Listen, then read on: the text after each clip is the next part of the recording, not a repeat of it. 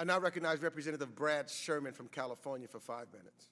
Secretary Blinken, thank you for reminding us that Americans were not required to register if they were in Afghanistan, and I hope my colleagues will support my legislation to require Americans to register if they go to a war zone. The ranking member says that he never thought he'd see an unconditional surrender of the United States to the Taliban. He saw it in 2020 when President Donald Trump announced that we'd be out by May 1st of 2021, forced the release of 5,000 of the Taliban's best fighters, and most importantly, created a circumstance where there was not even a credible possibility that we would engage in force to support the Afghan government. There are those who say we should get out all of our Afghan allies and all those who face oppression or death from the Taliban. I would point out that the Afghan army, together with all of its veterans over 20 years, together with all their families, you're talking about millions of people. And while the Taliban may be harsh to the girls who are music students who are orphans, imagine how harsh they'll be to a girl whose father was in the Afghan army trying to kill the Taliban. When the administration took over, the American people made it clear we had to get out in 2021. The Afghan government, some thought, had some chance to fight to a stalemate.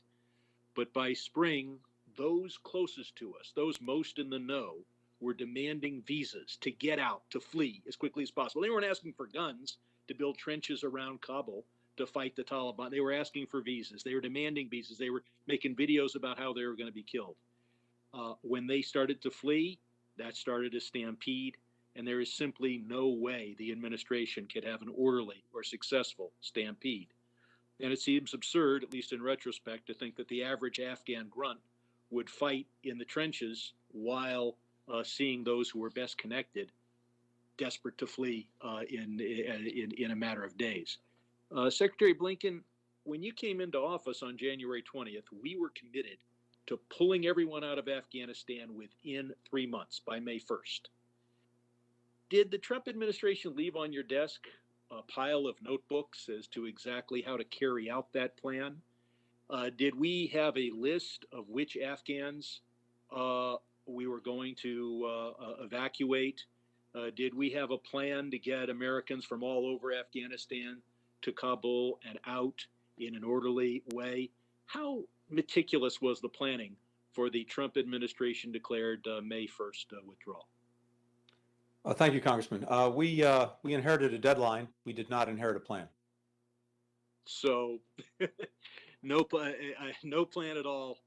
It's amazing that it wasn't much worse.